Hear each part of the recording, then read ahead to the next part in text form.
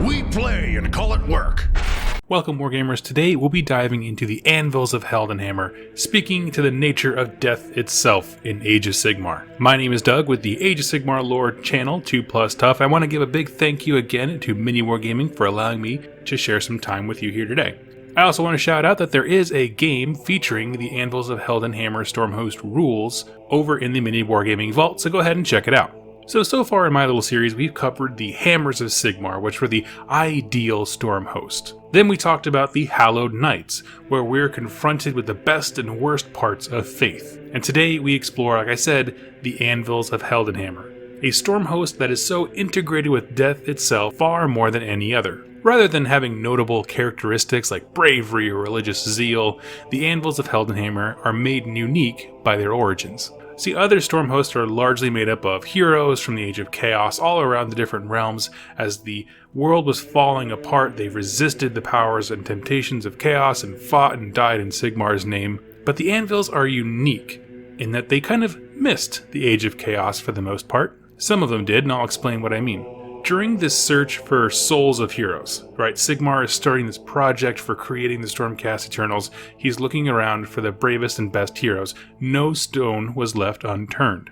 He even scouted out all the souls that were currently trapped in Shyish, Realm of Death. Now at this point, Nagash may still have been recovering from his one-on-one fight with Archaon that he lost in a humiliating way, and so was somewhat incapacitated, didn't see Sigmar taking souls from the realm of the dead. But Sigmar did it. He's going around, he's finding souls of heroes that have been shackled since the Age of Myth, when things were great. He's pulling out shades and geists and prisoners and specters, souls that have long since lost their memories of their previous lives. But one thing they do know is what it's like to be a prisoner in Shyish. So just like other souls that are taken up in a moment of battle through lightning, these souls were also taken up to Azir for reforging. Now, as you can imagine, more so than any others Stormcast Eternals, when they were put in bodies and initially put into combat, they are more scared of death than other Stormcast Eternals. They know what death is like. They don't have this fear of the unknown, they know exactly where they came from. So in the opening books, like in Warstorm and things like that, when these characters are discussing with one another what it means to be eternal, what does it mean to die and come back over and over again, it's the Anvils of Heldenhammer that have a very unique fear in that if this doesn't work, I know exactly what awaits me, and it's horrifying. However, this becomes an advantage because as they are reforged and see that death does not stop them, that they get to come back, they no longer fear death, but they see it as a weapon. I can just keep coming at you. I am deathless. And as such, they even begin researching the things that they have been afraid of. So they are also scholars diving into death magic. Not that they are channeling the magic of death in Shyish itself, but they're studying it, trying to understand it, be more learned and knowledgeable, trying to understand the inner workings of these kinds of things, because they also are, just like everyone else, on the hunt for a cure for the curse, that when we Stormcast are reforged, they lose a bit of themselves, and studying the idea of death and how souls work is an integral part of that. Now, on a practical level, they also have an entire lifetime more of battle experience. They were alive far longer. Some of these were in the service of Nagash himself, and so they've just been fighting more, having more combat, making them possibly a little bit more seasoned. However, what is, a lifetime of battle when you're talking about several lifetimes of being a Stormcast Eternal? And so that really is what makes them unique, is their origin. Now, of course, not all of them are from Shyish, not all of them are necessarily heroes from the Age of Myth, but there is a large enough percentage of them for that is their defining feature as a Stormhost. And so we're going to move into what they've actually done in the narratives that we can experience. Some of their elements were present in the ROM Gate Wars, which is a series that we've covered in depth. I have a large series going over in that in detail over on my channel. But Sigmar initially sent Anvils of Heldenhammer over to Shyish to get Nagash back on board with the Pantheon, or at least inquire if he would be interested in it. Well, they got to Shyish, and they actually met up with Neferata, Mortarch of Blood, and they saw that her capital city was under siege from a Slaanesh warband, and they would have lost without any kind of intervention. They step in, fight off the Slaanesh demons, and try to kind of parlay, if you will, with Neferata. Now, that whole story arc goes down a dark road, which shows Nagash kind of pushing back in rage and, we'll say, politely refusing the offer to join the Pantheon. And that offer was pretty much all we had for quite a while until Josh Reynolds' book Soul Wars came out, which features this Stormhost very prominently and their connection to Shyish, how they're uneasy about death and reforging, and really their knowledge of what it means to be a soul and what death functionally looks like in the realms. And all those themes come out in this novel. Now, I won't spoil it. Matt did a review on it. I highly suggest you go ahead and watch that. But it is a phenomenal book, and if you are at all interested in this Stormhost or just about how death and souls and things work in the mortal realms, give it a read.